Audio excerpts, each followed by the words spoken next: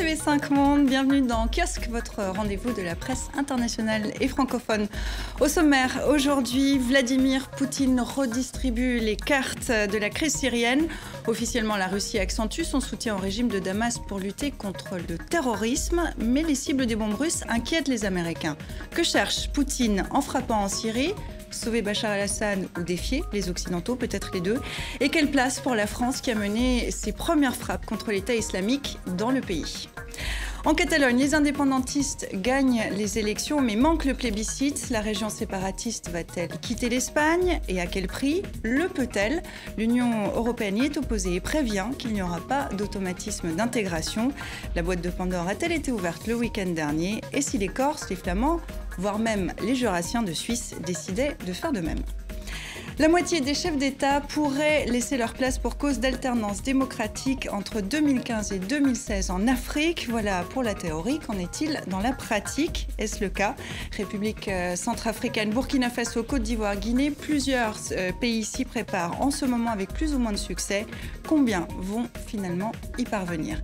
Et pour discuter de tout cela, pour débattre de tous ces thèmes, Michel Beuret, correspondant à Paris de la RTS, la radio-télévision suisse, auparavant chef du service étranger du magazine suisse L'Hebdo, ancien grand reporter en Afrique et au Proche-Orient, co-auteur de La Chine-Afrique, Pékin à la conquête du continent noir aux éditions Grasset. Merci d'être avec nous. Slimane Zeguidour, éditorialiste à TV5 Monde, grand reporter pendant 25 ans en Amérique latine, au Moyen-Orient, en Russie, en Asie centrale, pour des publications comme Le Monde, Le Nouvel Obs, Télérama, Géo, El País. Vous êtes aujourd'hui un visage bien connu des téléspectateurs de TV5 Monde et en particulier de 64 minutes, Le Monde en français. Sidi Kaba, rédacteur en chef du site d'information et d'investigation Monde Afrique. Vous avez commencé votre carrière à Aské, le premier journal indépendant du Niger. Vous avez dirigé ensuite pendant une dizaine d'années le bureau parisien de Panapresse, l'agence panafricaine de presse, puis un passage par Jeune Afrique. Merci à vous aussi d'être avec nous. Et enfin, Nicolas Williams, rédacteur en chef adjoint au service Europe et international de la RTBF, des passages par Radio France, Radio Canada et à l'ONU comme attaché de presse. Vos marottes journalistiques sont la Chine et les États-Unis. Merci à vous quatre d'être ici en ce dimanche pour débattre de l'actualité. Et on commence avec l'homme de la semaine, on peut l'appeler comme ça, Vladimir Poutine. Cela faisait 10 ans que le président russe boudait le grand rendez-vous annuel de l'Assemblée générale de l'ONU. Il n'a pas fait le voyage pour rien, totalement marginalisé. Le voilà qui orchestre un retour en force en se posant en chantre d'une solution syrienne. De quoi faire tousser Américains et Français. Nous devons reconnaître que seules les forces armées du président syrien Bachar al-Assad combattent réellement l'État islamique et d'autres organisations terroristes en Syrie. Le président russe ne fait pas la distinction entre le groupe État islamique et l'opposition modérée sunnite qui souhaite le départ de Assad. Et de leur point de vue, à tous les deux, ce sont tous des terroristes. Nous sommes préparés à travailler avec les Russes et avec les Iraniens pour parvenir à une transition politique. Et personne ne prétend que ce sera facile, mais je pense que c'est encore possible. J'en vois qui déploient tous leurs efforts diplomatiques pour incorporer Bachar el-Assad dans ce processus. Mais on ne peut pas faire travailler ensemble les victimes et le bourreau. Assad est à l'origine du problème, il ne peut pas faire partie de la solution. J'ai le plus grand respect pour mes homologues américains et français, mais ils ne sont pas des ressortissants syriens et ne doivent donc pas être impliqués dans le choix des dirigeants d'un autre pays. C'est l'affaire des Syriens. Alors, le président syrien Bachar el-Assad est à l'origine du problème. Il ne peut pas faire partie de la solution. Ce sont les mots de François Hollande. Mais à Paris, il se dit aussi la chose suivante. La Russie est autant une partie du problème que la solution. La Russie peut-elle aujourd'hui imposer Bachar el-Assad dans les négociations, Michel Beuret? D'une certaine manière, c'est un fait accompli, un nouveau fait accompli. La Russie impose Bachar el-Assad dans de futures négociations. Dire, comme le dit François Hollande, Assad fait partie du problème, il ne peut pas faire partie de la solution, revient un peu à ce que disaient les néoconservateurs à l'époque de Saddam Hussein en Irak. En réalité, on ne discute jamais qu'avec son ennemi. Et Vladimir Poutine occupe de fait aujourd'hui une place qui avait été laissée vacante après 3 ans de guerre et qui continue. Et en disant, voilà, maintenant, nous, on va faire le pas suivant, on va aller sur le terrain, on va faire une alliance réelle avec le régime de Bachar sans aucune fanfare. avec une alliance triangulaire avec le Hezbollah libanais, avec l'Iran, peut-être avec les Kurdes, et aller chercher Daesh sur le terrain. On sait que les bombardements sont très limités en réalité dans leurs effets et que la seule manière de le faire, c'est d'aller sur le terrain. Donc Vladimir Poutine occupe cette place-là aujourd'hui et il a surpris tout le monde à l'ONU. Pour ce qui est de parler avec Bachar el-Assad, c'est quand même plutôt nouveau. Là, on admet peut-être d'y aller, mais en se bouchant le nez quand même encore. Il y a un peu de ça, et c'est vrai qu'on est dans une situation assez étonnante où d'une part on a Barack Obama qui est un petit peu bloqué depuis un an avec ses frappes où on se rend compte que l'efficacité est limitée. On a des Européens qui sont maintenant un petit peu inquiets par rapport à la situation syrienne face à la crise des migrants. On voit qu'il y a des dissensions, c'est toujours la même chose. L'Europe qui est le numéro appelé, Merkel qui elle est plutôt pragmatique, se dirait on va peut-être tout de même faire un geste vers Assad, et Hollande qui est plutôt dans une attitude de non, et ça laisse en fait une porte ouverte à Vladimir Poutine qui, une fois en plus, avance ses cartes, avance ses pions et surprend tout le monde. Il faut aussi rappeler qu'au début de la crise syrienne, la Russie avait bloqué un certain nombre de résolutions au sein de l'ONU et que peut-être si on en arrive là aussi, c'est aussi un peu à cause des Russes. Il y a quand même une nouveauté. Je pense que si Poutine a repris la main, c'est parce que aussi il y a eu une certaine incohérence, une certaine hésitation de la part de l'Occident de façon générale. L'objectif a été de chasser Assad du pouvoir, ça c'est un objectif qui n'est pas discutable dans le camp occidental, mais les moyens d'y arriver ont suscité une certaine hésitation. À un moment on a dit si on armait l'opposition, il y a des risques que les armes tombent entre les mains des extrémistes, etc. L'Occident a été pendant longtemps hésitant et ça a permis à Assad de gagner du temps. Ça fait quand même... cette guerre, on avait pensé qu'elle allait permettre l'éviction d'Assad assez rapidement, mais ça a pris le temps que ça a pris et ça a créé une certaine hésitation qui a amené aujourd'hui à la situation où Poutine a repris la main, lui qui était relativement ostracisé du fait de sa gestion de la crise ukrainienne, revenu dans le jeu diplomatique. On a entendu, par exemple, le président Obama dire qu'il est prêt à trouver une solution à la crise syrienne, y compris en discutant avec l'Iran et la Syrie. Ça, c'est un fait nouveau. Oui, mais justement, Bachar el-Assad, quand même, pendant très longtemps, Slimane Zinguidour, Bachar el-Assad, c'était hors de question de discuter avec lui quand on était américain, etc. Il y a quand même... c'est en train de glisser, quand même, cette position-là est en train de glisser tout doucement. On voit Angela Merkel pour l'Allemagne, Didier Burkhalter pour la Suisse, qui disent Erdogan, il faut quand même négocier avec lui. Ça ne veut pas dire qu'on le garde, mais il faut négocier avec lui. C'est une réalité, ce glissement ? C'est-à-dire qu'au début, il y avait d'autant plus facilement un refus de considérer Bachar comme un éventuel partenaire pour une sortie de crise, que tout le monde était instruit par le cas de Moubarak et de Ben Ali, à savoir que le dictateur allait s'enfuir avec ses valises pleines de dollars et laisser le pays. Or, aussi bien Moubarak est parti, Abdallah Salah au Yémen est parti, Ben Ali, Kadhafi, mais Bachar, 5 ans après bientôt, il est toujours là. Donc l'attitude des Russes est une attitude extrêmement pragmatique. Ils sont partis du principe que depuis un an, une coalition internationale regroupant à peu près 62 États, parmi lesquels 3 puissances, parmi les plus importantes militairement, la France, l'Angleterre, les États-Unis, n'arrive pas à faire bouger les lignes à l'intérieur de la Syrie ou de l'Irak.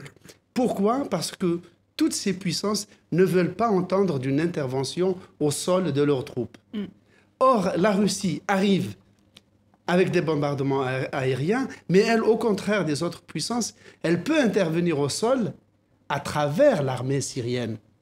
Donc en fait, c'est ça la solution, c'est s'allier à Bachar el-Assad contre l'État islamique. C'est la seule solution s'il faut en passer par le sol, finalement, si je vous comprends bien. En fait, il part du principe, si vous voulez, que Bachar el-Assad contrôle 30% du territoire au moins et 50% de la population. Qu'en plus, il a une armée qui est sur le sol. Il a des services de renseignement. Et donc, c'est, disons, le duo le plus pratique. Ouais. L'aérien russe... Je suis absolument d'accord avec l'argumentation qui est faite. Ça dit que les Russes sont dans une position pragmatique. Aujourd'hui, si on devait raisonner comme les marxistes, l'ennemi principal, c'est les terroristes. Et on peut considérer que Bachar el-Assad est l'ennemi secondaire. L'ennemi principal pour les Russes, l'ennemi principal, c'est les terroristes. Donc, il faut en finir avec le terrorisme, y compris en s'alliant de façon conjoncturelle avec Bachar el-Assad. Le problème, c'est la définition de terroriste pour les Russes. Les terroristes, c'est toutes les personnes armées opposées à Bachar al-Assad. C'est pas la même définition oui, que bien pour sûr, les c'est pas la même. Absolument. Et c'est pour cette raison qu'il y a aujourd'hui une suspicion sur les frappes russes. On dit que les Russes frappent de façon indistinctement à la fois les vrais terroristes, les extrémistes et l'armée syrienne libre, ou en tout cas les gens qui sont opposés à Assad. Chez les Russes, ce n'est pas qui frappe-t-il, c'est où frappe-t-il. On va regarder une carte. Ils frappent dans la région que contrôle le régime syrien. Parce qu'on va regarder une carte qui va éclairer ce que vous dites. C'est une carte de la Syrie. On va voir où se trouve l'État islamique, là en noir, le groupe État islamique en noir, en rouge et en vert à l'ouest, l'armée loyaliste. Qui contrôle le régime. Exactement. Et c'est là que les Russes frappent. Les forces rebelles et puis les Kurdes au nord, on ne les oublie pas évidemment. On voit que si on veut frapper le groupe État islamique, c'est assez clair, c'est assez net. C'est pas si clair que ça, mais c'est sûr qu'il frappe des groupes anti-Bachar. Le front Al-Nosra, c'est un front qui se revendique d'Al-Qaïda. Bien sûr qu'il ne frappe pas Daesh pour l'instant, et il y a peut-être effectivement un bluff de la part des Russes. Mais l'enjeu, c'est de renforcer le territoire utile, disons, de la position alawite pour aller vite, disons, du régime. Pour la Syrie. Pour la Syrie, bien sûr. Et pour la Russie, avant tout. Et puis, il y a un enjeu aussi intérieur pour Vladimir Poutine, qui est concomitant et qui explique aussi pourquoi il le fait maintenant. Parce que la Russie souffre économiquement de l'embargo suite à son intervention en Ukraine. Et lui veut sortir par le haut avec une sorte en se présentant comme un deus ex machina pour résoudre une crise internationale en disant en gros « Russia is back », pour paraphraser Ronald Reagan autrefois, avec un peu les mêmes arguments en fin de compte, en disant on a 2000 extrémistes russes qui sont en train de se battre dans le camp de Daesh, protéger la Russie aujourd'hui, c'est aller se battre sur le terrain en Syrie et en Irak. C'est vrai que l'enjeu intérieur pour Vladimir Poutine est extrêmement important. C'est peut-être un aspect qui n'est pas assez souligné. Voilà, on est après cette crise ukrainienne, un an après, la situation dans l'est de l'Ukraine est gelée, si je puis dire. Donc ça fait un mois qu'on est dans une espèce de situation un peu d'entre-deux. On a un Poutine qui a une situation économique très mauvaise. Et comme toujours, les seuls leviers sont les leviers de l'homme de guerre, l'homme fort. À côté de ça, il ne faut pas aussi, et c'est ça qui est tout de même assez interpellant, en effet, Bachar al-Assad pourrait être une partie de la solution, comme le souligne Poutine, mais il faut aussi rappeler que Bachar al-Assad est tout de même le premier responsable de victimes civiles en Syrie. Et ça, c'est un coup de bluff de la part des Russes d'avoir, disons, mis un écran de fumée sur cet aspect-là. Ce qui est aussi intéressant à souligner, c'est le rôle de l'Iran, cette espèce de rôle que l'Iran joue pour une intervention sur le sol, et cette réorientation de la carte de la région qui est en train de se faire avec l'intervention russe. Vous le disiez, les principales victimes du conflit syrien, nous rappelons quand même ces chiffres, c'est 4 ans et demi, c'est 220 000 à 250 000 victimes, principalement du fait du régime de Bachar al-Assad et pas de l'État islamique.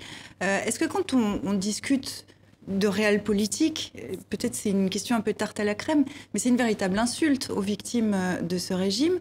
Vous évoquiez tout à l'heure cette crise des réfugiés en Europe, cet afflux de réfugiés. Ces réfugiés-là ne rentreront pas en Syrie si Bachar al-Assad reste là-bas. Est-ce que du coup, le point de départ qui a été cette crise des réfugiés, qui a réactivé toute cette discussion, toute cette réflexion, est-ce qu'on ne fait pas fausse route à ce niveau-là ? Certains disent même que l'intervention russe va précipiter un autre afflux de réfugiés. En vérité, nul ne connaît vraiment l'avenir. Et vous avez raison, la comptabilité macabre est odieuse. On est tous d'accord, je pense, là-dessus. La position russe, et celle qui va être probablement suivie dans l'avenir, c'est qu'il y a la logique du moindre mal, du least evil. Et c'est vers ça qu'on va pour l'instant, avec... en jouant les apprentis sorciers, en réalité, on joue les apprentis sorciers, tous, au niveau international, depuis le début, avec les spéculations sur le départ ou non de Bachar, etc. Qui connaît le régime syrien savait que Bachar al-Assad n'est pas Kadhafi. Alors les Russes sont revenus, pour la première fois depuis la guerre d'Afghanistan, en 1979, leur armée intervient à l'extérieur. Donc ils sont revenus au Moyen-Orient, et on va les avoir pour un bon moment. Et donc il n'est pas inutile de savoir... à partir d'où ils parlent et en vertu de quoi ils agissent. Alors justement, pourquoi Vladimir Poutine est là et là en Syrie? Oui, c'est un aspect qu'on ne rappelle presque jamais sur la Russie. La Russie se vit comme une puissance islamique. C'est le pays chrétien qui a la plus grande minorité musulmane au monde. Il y a 20 à 25 millions de musulmans en Russie qui ne sont pas des immigrés, ce sont des autochtones. Il y a 9 républiques musulmanes à l'intérieur de la Russie. Donc la Russie a subi ou leur a infligé déjà 2 guerres en Tchétchénie, en dehors de la guerre en Afghanistan.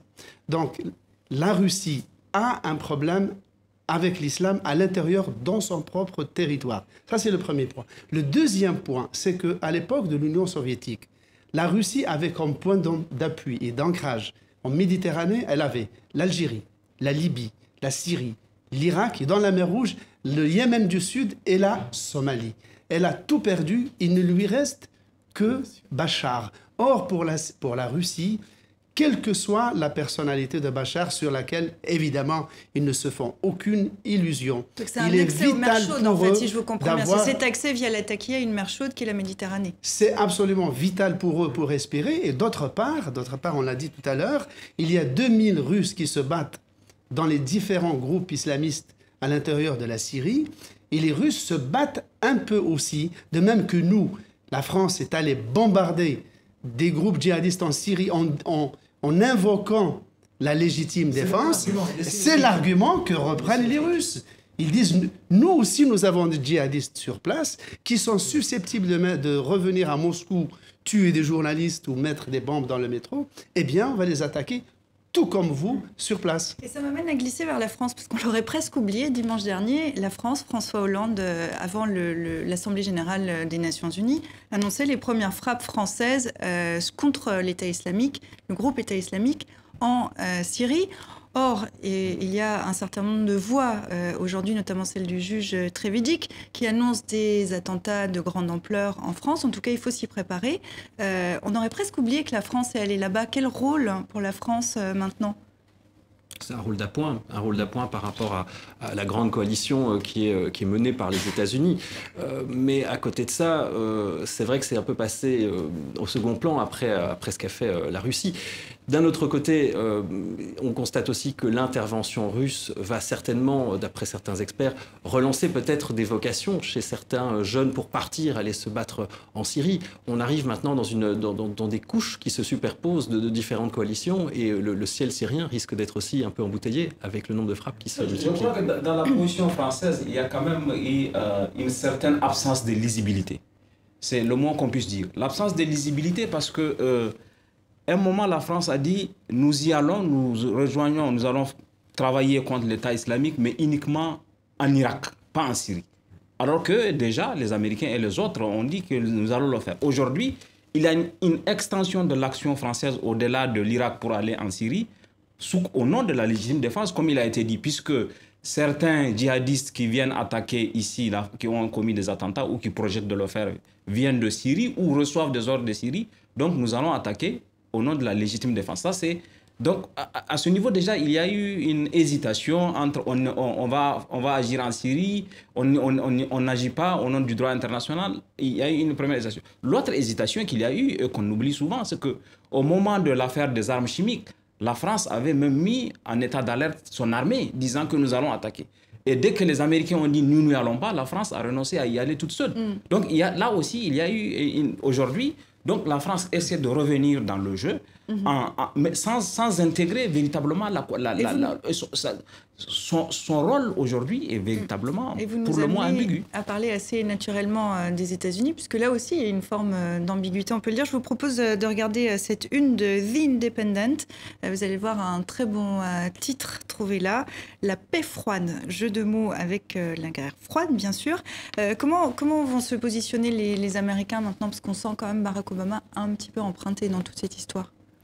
Oui, d'autant plus que, voilà, on l'a souligné, ces frappes lancées depuis 2014 montrent une efficacité limitée, en plus, il y a de plus en plus de critiques au sein du propre camp d'Obama, mais au sein des républicains, entre ceux qui voudraient une opération sur le sol, ceux qui, au contraire, disent que les États-Unis devraient peut-être se retirer de ce jeu-là, parce que ça ne mène à rien. Ce qui est certain aussi, c'est qu'il y a des critiques sur le nombre de victimes. Très étonnamment, on a très peu de bilan des victimes des frappes américaines. Donc il y a aussi un flou qui règne là-dessus. Et il faut quand même le rappeler que Barack Obama est à 1 an des élections. Alors il ne va pas se représenter, mais on arrive dans un agenda intérieur qui est aussi très important. Et donc à ce moment-là, la donne va être certainement encore plus compliquée pour Obama, qui est aussi bloqué sur certains dossiers intérieurs. Est-ce que, tour de table peut-être pour conclure ce thème, est-ce qu'on est à un tournant en ce moment dans la guerre en Syrie, Michel? Très clairement. Très clairement. Il y a aujourd'hui des éditorialistes aux États-Unis qui expliquent quand même aux Américains que la politique américaine en Irak, en particulier à l'endroit des chiites au pouvoir, qui ont été placés là, le gouvernement al-Maliki, la corruption, la violence extrême qu'il a exercée contre la jeunesse sunnite, la tenue à l'écart de la minorité sunnite, fait que, en gros, Daesh a trouvé assez vite en Irak des gens pour venir se battre, et on le sait moins, pour protéger leur propre vie. C'est ça qui est paradoxal. Et Daesh, quelque part, est une créature de cette indolence occidentale, américaine, en Irak. Nicolas Willems, un tournant dans la guerre en Syrie, vous êtes d'accord? Moi, je pense qu'on est dans un tournant et on ne sait pas du tout vers où on va, et c'est ça peut-être l'inquiétude aussi. Non, de toute façon, la stratégie actuelle a échoué. La stratégie du bombardement uniquement aérien n'a pas donné le résultat. Elle n'a pas, depuis qu'elle est mise en œuvre, elle n'a pas donné le résultat. Il faut absolument changer si on veut obtenir des résultats. Et d'ailleurs, si on veut résoudre des questions intérieures comme les questions des flux migratoires, il faut résoudre l'origine de là où ça vient, le problème syrien par exemple. Slimane, d'un mot, un tournant en Syrie? Oui, c'est un tournant en ce sens que Bachar, outre le soutien du Hezbollah, de l'Iran et de l'Irak, on oublie le soutien de l'Irak à la Syrie, il y a le soutien russe, d'une part. D'autre part, il y a l'infléchissement des positions européennes, et vous le disiez tout à l'heure, des Turcs, qui sont d'accord pour imaginer une transition avec Bachar, et non pas de sauver le soldat Bachar ad vitam aeternam. Non, c'est juste d'assurer une transition avec lui. Donc tout cela fait qu'il y a une solution qui est beaucoup plus jouable, et les Américains sont de purs pragmatiques, et en plus, dès qu'il s'agit de jouer avec les Russes, ils savent toujours trouver un modus vivendi. Donc, un tournant dans la guerre en Syrie. Merci, messieurs. On enchaîne, on continue. Deuxième thème, les Catalans ont-ils franchi le Rubicon? Dimanche dernier, les 3/4 d'entre eux se sont rendus aux urnes pour des élections régionales à visée indépendantiste. En soutien, vous allez le voir, des membres du bloc québécois avaient fait le déplacement à Barcelone. Tout comme l'Alliance libre européenne, c'est un regroupement des partis politiques régionalistes européens, des Bretons, des Basques, des Flamands, autour des Catalans. Nous montrons notre amitié, mais aussi notre solidarité avec les Catalans. Nous pensons qu'ils ont le droit de voter. Ils doivent persévérer parce que nous, au Québec, nous avons eu le droit de décider. Cette question pose toujours un problème ici. Nous soutenons ce droit, un droit qui doit être reconnu aux gens. L'Espagne devrait faire comme le Canada et l'Écosse, reconnaître ce droit car cela participe de la démocratie. C'est vrai. Un Québécois en anglais, c'est ce que vous soulignez. C'est vrai que c'est étonnant. Une agence de presse anglophone. ça doit être pour ça. Mais il pose une vraie question. Le droit à décider, est-ce que ça n'est pas un droit, justement? Est-ce qu'on n'a pas le droit de choisir où on veut être, comment on veut y être? Je m'adresse à vous, Nicolas Willems. C'est vrai que c'est en tout cas une question qu'on pose souvent en Belgique. Voilà, on a connu une crise politique en 2010 où on s'est inquiété pour l'avenir du pays. Aujourd'hui, on a un gouvernement où les nationalistes flamands font partie du fédéral, mais ont mis au frigo tout le dossier, disons, communautaire. Mais on a des élections en 2019 et ça reviendra certainement à l'agenda. Et c'est vrai que c'est une question qui se pose avec les limites que ça pose, notamment dans le cas de la Catalogne, une limite par rapport à la Constitution espagnole, par rapport à l'avenir de l'Union européenne. Donc il y a une volonté des peuples qui est tout à fait compréhensible, mais qui pose aussi certaines difficultés sur le plan fédéral et européen. Comment ça a été observé depuis la Belgique, le cas catalan? Alors on l'a beaucoup observé, et alors ce qui était très amusant, c'est des deux côtés de la frontière linguistique, on a eu une analyse très différente. C'est-à-dire que du côté francophone, on a surtout regardé comment allaient réagir les Flamands. On était très inquiets du moindre mouvement des nationalistes flamands. C'est-à-dire peur que tout d'un coup ça leur donne des idées certaines plus idées concrètes? où ça les galvanise. On a vu que le résultat est un résultat, si je puis dire, en demi-teinte pour les Catalans. Pas de majorité absolue à la Chambre, mais pas les 50% que Mas espérait avoir. Donc les nationalistes flamands, notamment Bart de Wever, le chef de la NVA, donc a félicité ce scrutin, mais resté relativement discret. Et dans la presse flamande, on a des analyses qui sont assez contradictoires. D'une part, on signale que la Flandre, oui, est un État qui a une volonté d'autonomie, de plus de confédéralisme, mais qui ne peut pas directement aller à une indépendance, parce qu'il y a l'Europe, parce qu'il y a la dette belge, qu'il y a le cas de Bruxelles. Donc pragmatiquement, c'est très difficile à mettre en place. On constate que les sondages montrent que la moitié des Flamands n'ont pas forcément envie de scinder le pays, mais on arrive plutôt dans une situation de facto d'un État fédéral qui devient une coquille vide. À côté de ça, c'est vrai, comme le disent certains francophones, les Catalans sont minoritaires en Espagne, les Flamands sont majoritaires en Belgique. Ça change aussi la donne. Alors, il y a une question qui est la question de fond qu'on va se poser maintenant. On va essayer de voir le cas pratique de la Catalogne. Qu'est-ce qui pourrait se passer si effectivement la Catalogne faisait sécession? Mais dans un premier temps, je pense qu'il y a une question qui se pose, c'est la question de l'appartenance à l'Europe aussi, parce que les Catalans veulent quitter l'Espagne, mais rester dans l'Union européenne. Est-ce que finalement, ce n'est pas l'Europe qui s'interroge sur son identité? On est mieux entre soi, c'est ça que ça nous dit? Pour rebondir sur la précédente question et faire le raccrochage avec celle-ci, autrefois, le droit des peuples à disposer d'eux-mêmes, c'était souvent des peuples opprimés qui cherchaient à s'extraire de la colonisation, de l'oppression. Aujourd'hui, on s'aperçoit en Europe que c'est souvent des peuples, alors il faut redéfinir ce que c'est qu'un peuple exactement, mais en gros des peuples qui se sentent plus riches que d'autres et qui se demandent pourquoi ils paieraient pour les autres. Bien souvent, on le voit en Padanie, enfin ce qu'on appelle la Padanie dans le nord de l'Italie, pseudo-Padanie. Voilà, qui est le nord de l'Italie continentale, pour dire ça comme ça. Très riche, exactement, qui ne veut pas tirer le Mezzogiorno au sud. Il y a la Catalogne, exactement, il y a les Flamands. C'est toujours un peu le même discours. Et à un autre échelon, il y a d'une certaine manière la Suisse. La Suisse a voté contre, d'un cheveu, en 1992, l'entrée dans l'Union européenne, dans l'espace économique européen. Aujourd'hui, on sait dans les sondages que la Suisse ne veut pas y entrer du tout. Donc aussi pour ces raisons-là, parce qu'on a une sorte de prospérité économique, et donc c'est ça qui se dégage beaucoup, c'est une forme d'égoïsme. Et donc c'est quoi, si je vous paraphrase, c'est quoi? C'est une révolution de riches, c'est ça? Non, mais il y a un certain égoïsme. La plupart des discours des Catalans, ce qui est mis en avant, c'est que la Catalogne représente 20% du PIB espagnol, 25% des exportations espagnoles. Donc, de ce point de vue, si on restait entre soi, la richesse serait mieux partagée que si on la partageait avec le reste de l'Espagne. À mon avis, pour moi, ce n'est pas un type d'argument recevable. Si les Catalans disent, par exemple, que le fait que nous soyons dans l'ensemble espagnol ne nous permet pas de mieux nous épanouir culturellement, intellectuellement, etc., ça peut être des arguments recevables, mais mettre en avant des arguments de type égoïsme, etc., pour justifier cela, ne me paraît pas recevable. En plus, je pense qu'il faut aussi regarder la prospérité actuelle de la Catalogne et du fait de son appartenance à l'Espagne, de son appartenance à l'Union européenne. C'est-à-dire, si la Catalogne quitte l'Espagne, la Catalogne n'est plus prospère. Je ne suis pas sûr qu'elle pourrait avoir le produit intérieur brut qu'elle a, qu'elle pourrait avoir les opportunités d'exportation. Elle exporte 20% de l'ensemble des exploitations espagnoles parce qu'elle est en Espagne et parce qu'elle est en Union européenne. Demain, ça ne sera pas le cas. Donc, il y a un prix à payer si jamais l'aventure de l'indépendance se mettait en place. Mais est-ce que finalement, question peut-être un peu provocante, mais est-ce que finalement, la Catalogne ne fait pas le bonheur de l'Europe? Elle montre qu'on préfère être plus proche de Bruxelles, faire partie de l'Union européenne, que de faire partie de l'Espagne. Alors, je sais que ça peut paraître tiré par les cheveux, mais est-ce que ça n'est pas un succès quand même pour l'Union européenne qui est totalement opposée par ailleurs? Alors, l'Union européenne est évidemment une union d'États-nations.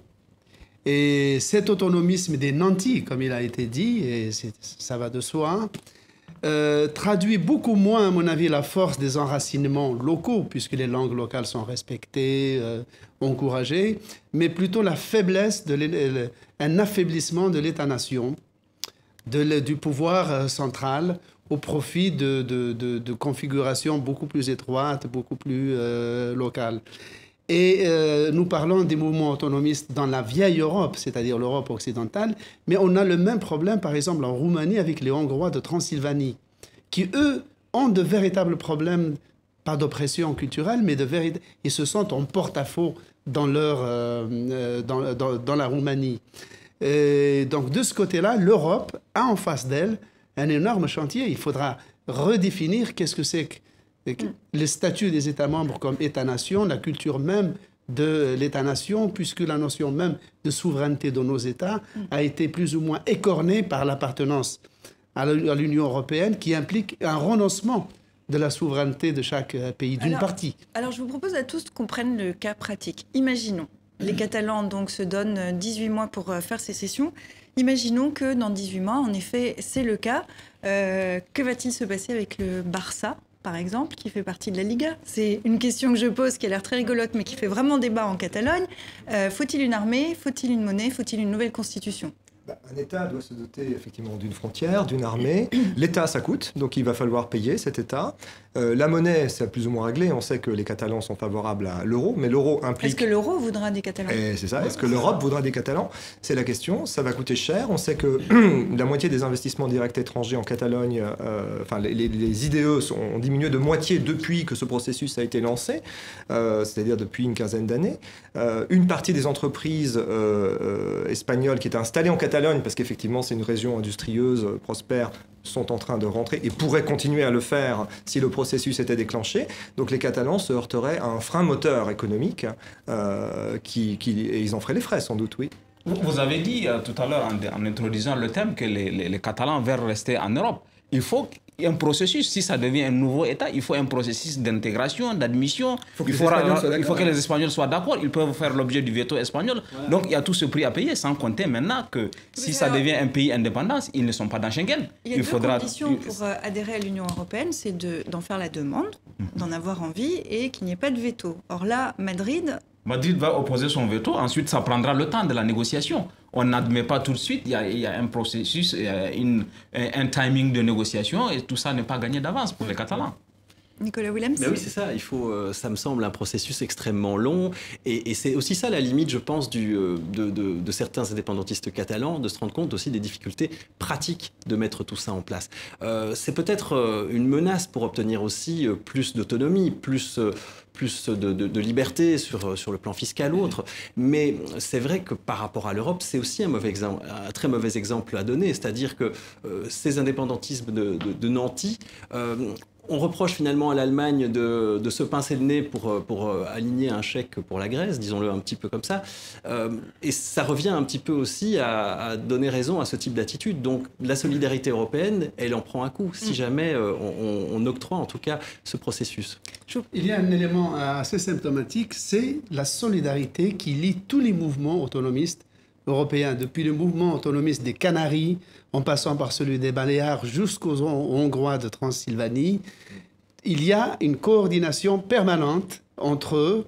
Et ils sont en train, d'une certaine manière, de faire coaguler leurs problèmes pour en faire un véritable dossier qui serait un jour à l'ordre du jour de l'Union européenne. Ça me paraît totalement incontournable. On peut s'interroger aussi sur la responsabilité de Madrid. Je vous propose de regarder ces deux unes parues lundi, au lendemain du vote.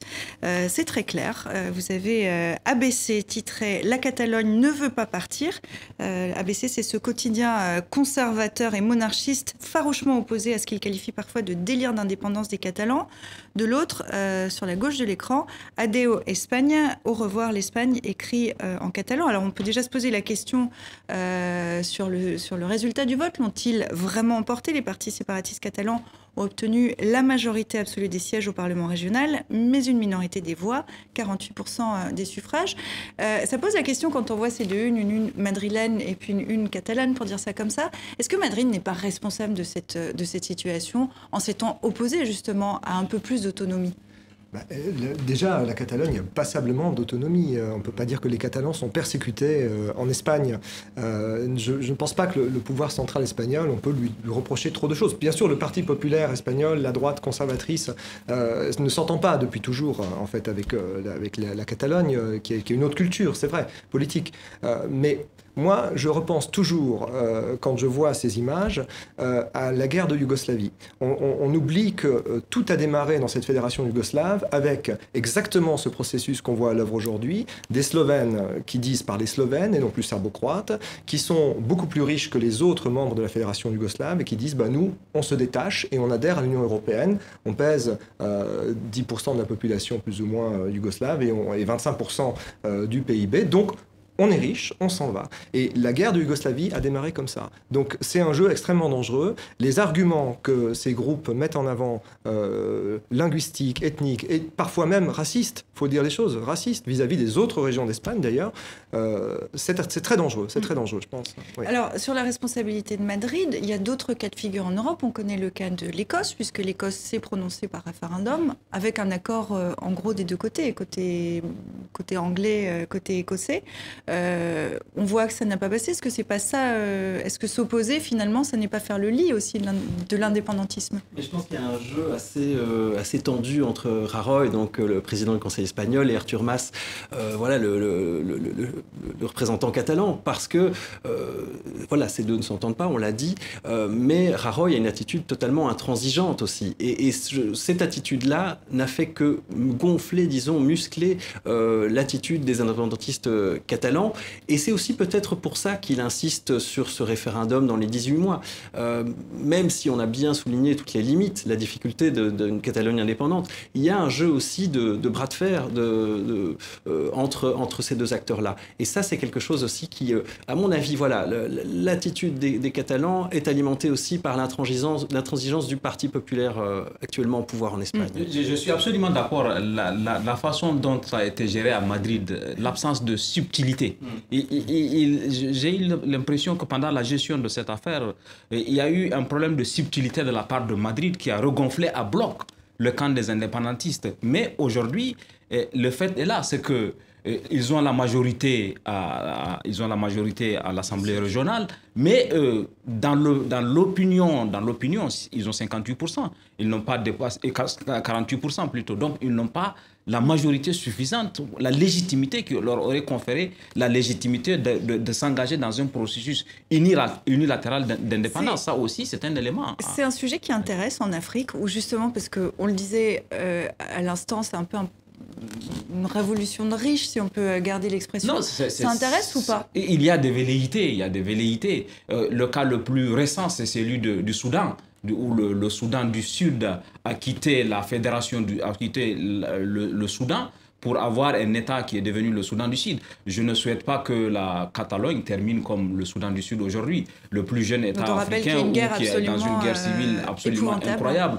Ou plutôt que... Et là aussi, ça nous ramène à regarder avec beaucoup d'attention les arguments d'homogénéité, d'identité culturelle. On a pensé que... Des États-Unis d'Afrique, par exemple, c'est envisageable?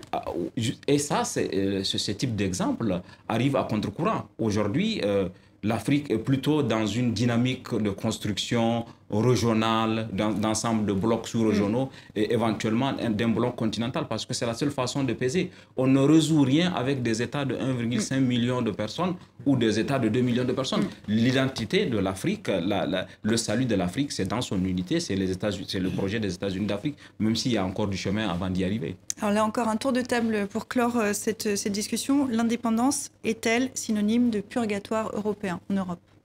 Michel?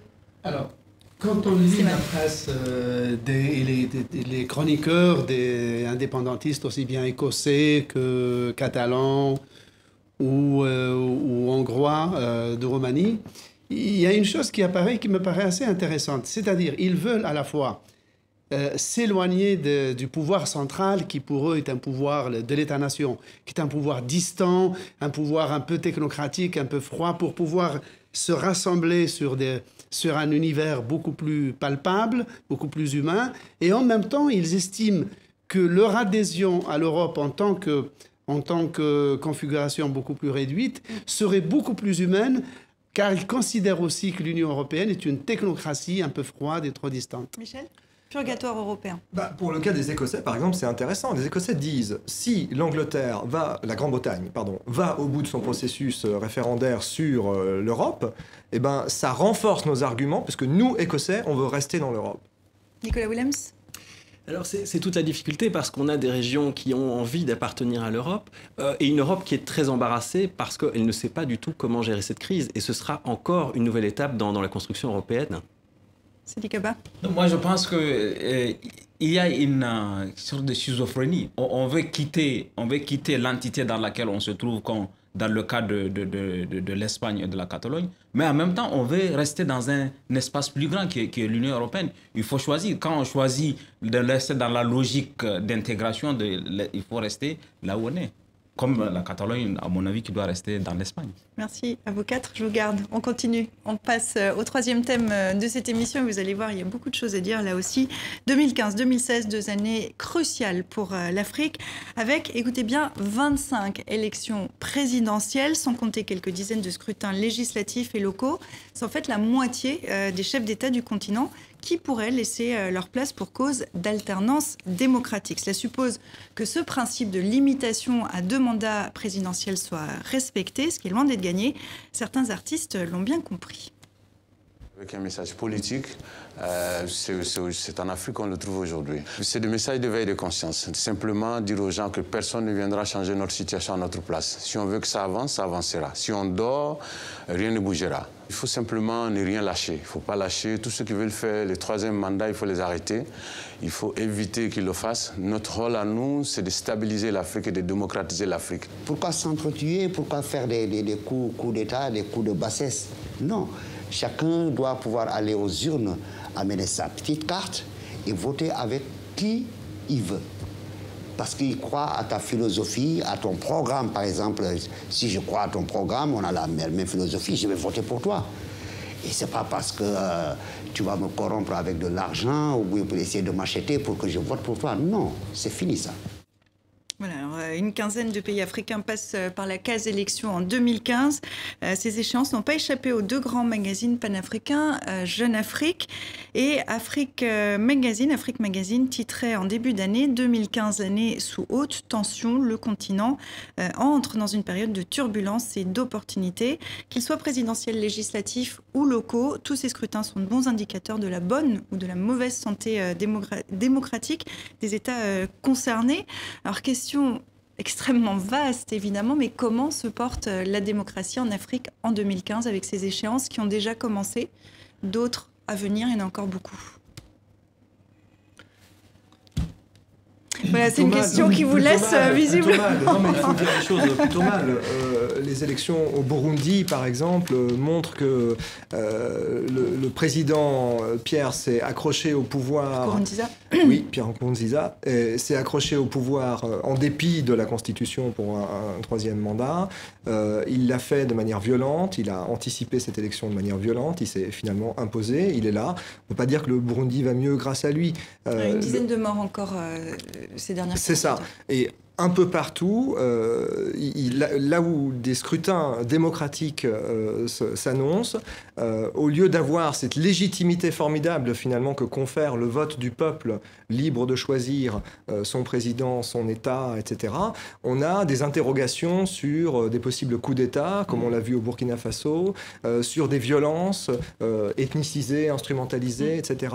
Et donc la démocratie, au lieu d'être justement cette légitimité extraordinaire, crée d'une certaine manière en Afrique, dans des États impréparés, on va parler du Centrafrique tout à l'heure sans doute, dans des États impréparés, une violence qui n'est pas souhaitable, évidemment. Mais alors quoi Moi, je crois que vous avez dit que la question est très vaste.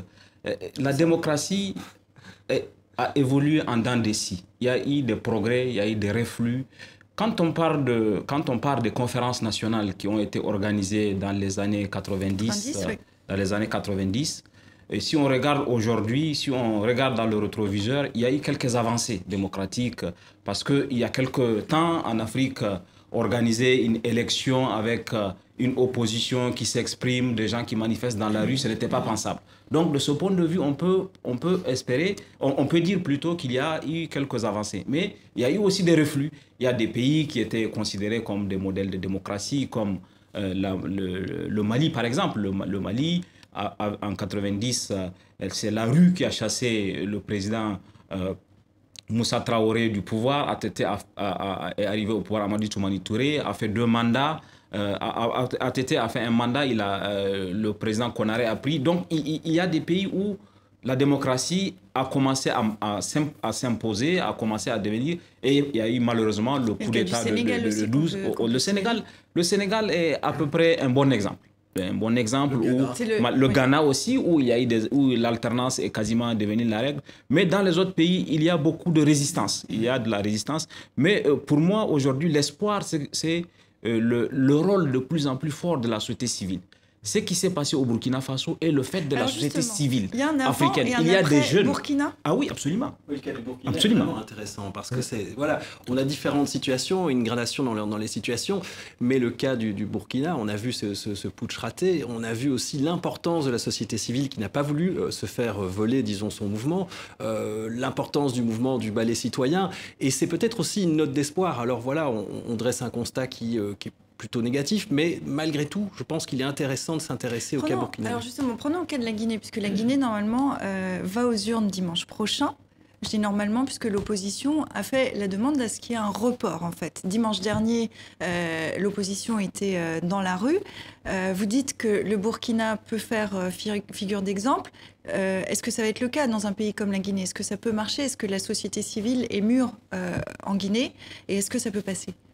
Je crois que le problème se situe un peu en amont. C'est que pour avoir un État démocratique, il faut d'abord avoir un État, des institutions, une justice indépendante, une police pas trop corrompue, bref, une architecture étatique. Et ensuite, on peut faire des élections. Or, nous, on a une espèce de tropisme. Nous considérons qu'une élection, c'est l'unique test d'une élection. Or, de la démocratie. Or, la démocratie, ce n'est pas ce qui se passe le jour des élections. C'est les 5 ans avant et les 5 ans après. Qu'est-ce qui va se passer et qu'est-ce qui s'est passé? À la rigueur, il vaut mieux avoir un État constitué avec des élections biseautées et trafiquées qu'une absence d'État avec des élections transparentes. Non, et le problème en Afrique, je termine juste sur alors, il y a un progrès, si je puis dire. Le progrès, c'est qu'avant le coup d'État, où quand un dictateur voulait se maintenir au pouvoir, il envoyait une division, une colonne de blindés ou des hélicoptères bombarder le palais présidentiel et prendre la radio. Aujourd'hui, c'est plus subtil, c'est plus des coups d'État constitutionnels. Par exemple, au Rwanda, on fait travailler déjà une commission pour amender la Constitution pour que M. Kagame puisse se présenter de nouveau. Vous voulez réagir? Il n'y a pas de possibilité de faire des élections transparentes dans un mauvais État. Parce que, généralement... Mais alors, pardonnez-moi, ce que dit Slimane, c'est qu'il n'y a pas d'État. Absolument. Oui, quand il n'y a pas d'État, il n'y a pas d'élection transparente. Parce que pour qu'il y ait des élections transparentes, c'était une métaphore pour dire que la présence d'un État était une condition indispensable. Tout à fait. Et incontournable. Je voulais insister là-dessus parce que, généralement, on a vu la une, on parle d'élections sous haute tension parce que aujourd'hui, en Afrique, les élections sont porteuses de risques d'instabilité, des risques de confrontation, justement parce que les mécanismes de contrôle électoraux ne fonctionnent pas souvent. Le Conseil constitutionnel est à la solde du pouvoir. Quand l'opposition se présente pour demander de vérifier les décomptes de voix, déjà le pouvoir en place a verrouillé et ça crée les tensions. Les gens n'ont d'autre recours que la rue. C'est pour cette raison, si on arrive à mettre en place justement des États avec des institutions de contrôle, de CENI, de cours constitutionnels, etc., qui fonctionnent correctement, les élections ne doivent pas être un problème. Il n'y a qu'en Afrique où l'organisation des élections est un problème. Parce que justement, les mécanismes de contrôle ne fonctionnent pas. Et il y a des crises. L'exemple le plus patent, c'est celui de la Côte d'Ivoire en 2011.